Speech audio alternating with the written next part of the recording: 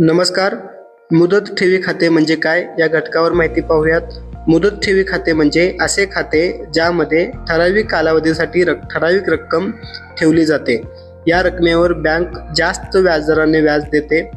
ठरलेली मुदत संपल्यानंतर ती रक्कम आणि व्याज मिळून ग्राहकाला पैसे परत मिळते. या काळात ती रक्कम मध्ये मध्ये काढता येत नाही.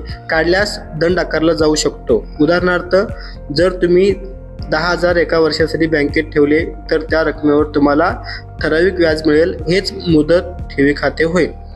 थोडक्यात, ठराविक मुदतीसाठी ठेवलेले पैसे, जास्त व्याजदराची सुविधा मिळते.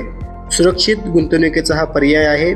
मुदत ठेवी खाते म्हणजे ठराविक कालावधीसाठी बँकेत ठेवलेली रक्कम ज्यावर निश्चित व्याज मिळते ते खाते होय.